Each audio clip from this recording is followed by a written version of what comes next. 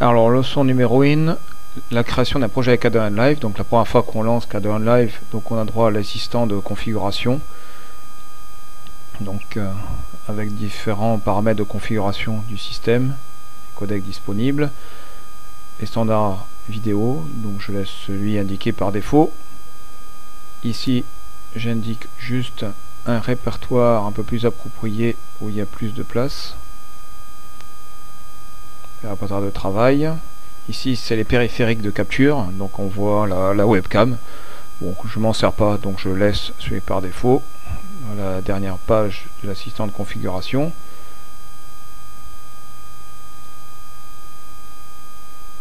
Donc voilà Adobe Live, donc on peut ragencer comme on le souhaite.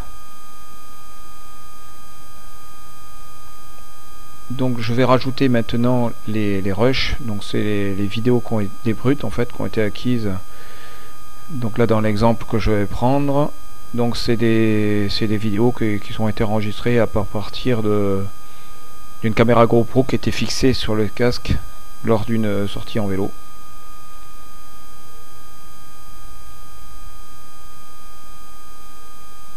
Voilà, donc maintenant je vais rajouter une bande son.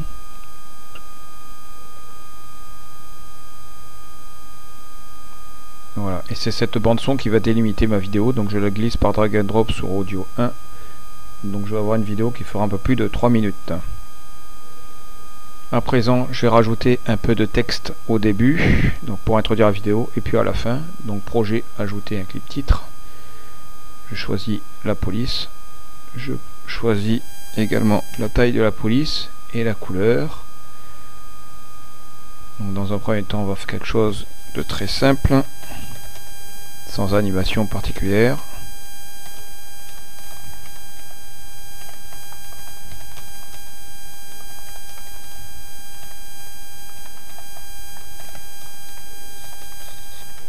Je joue avec le positionnement par ici. Ok, en double-cliquant dessus, je peux changer le titre du clip. Voilà, maintenant je rajoute un clip fin.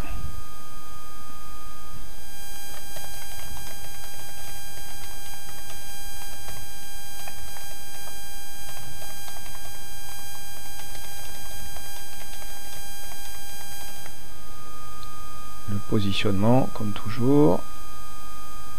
Voilà. Donc le clip de début, je vais le mettre au début de la vidéo. Alors là, automatiquement, il m'a rajouté une transition. Je m'en sers pas pour l'instant, donc je vais la supprimer. Donc on va commencer maintenant à rajouter nos séquences vidéo. Donc on va prendre dans les rushs qu'on a importés. Donc dans le moniteur de clip, donc on peut visualiser nos vidéos. Donc pour aller plus vite, je vais aller au ralenti. Donc si j'ai envie de commencer ici par exemple, le début de la séquence, donc je clique là, point d'entrée, et je vais m'arrêter par exemple juste ici là. Donc je clique là, et par drag and drop, j'emmène ma séquence vidéo là. Donc, et ainsi de suite.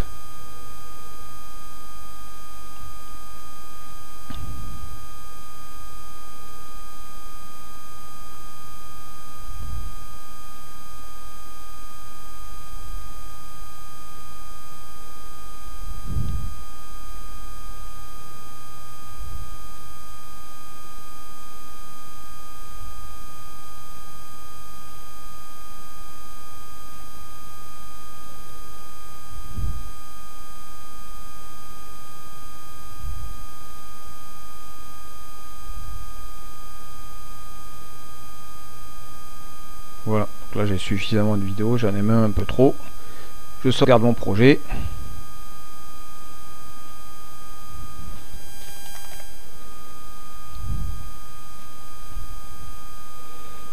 Maintenant, on va aborder les transitions.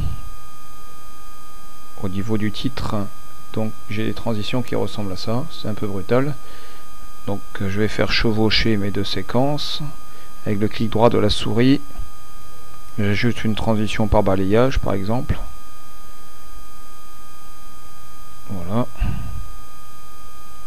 Voilà ce que ça donne. c'est pas trop mal. Ainsi de suite pour la prochaine séquence. Ici par exemple je vais faire une transition dissoudre.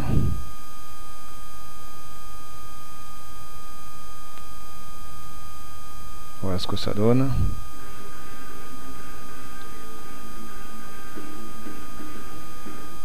Elle est à l'envers, donc là on peut jouer sur le sens de la transition. Voilà, c'est mieux. Alors ici je vais rajouter transition par balayage par exemple. Donc avec un effet horloge.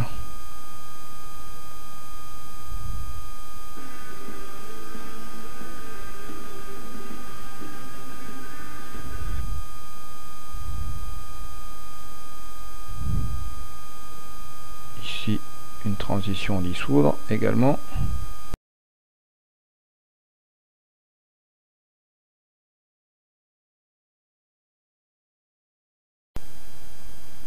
Voilà, on va la tester pour voir.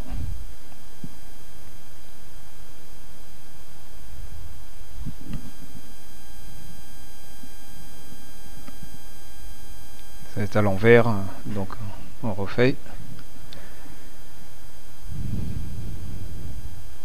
Donc maintenant on voit que on dépasse un petit peu la durée, donc du coup on déplace le curseur et on va couper la fin de cette séquence.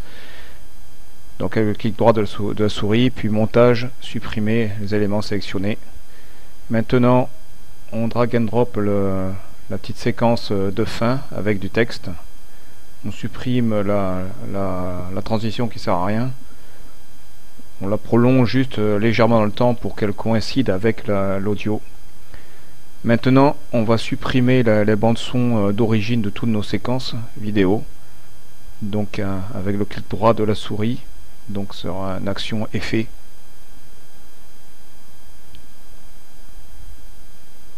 Avec la correction du son et puis on le rend muet. Voilà, à présent la vidéo est terminée.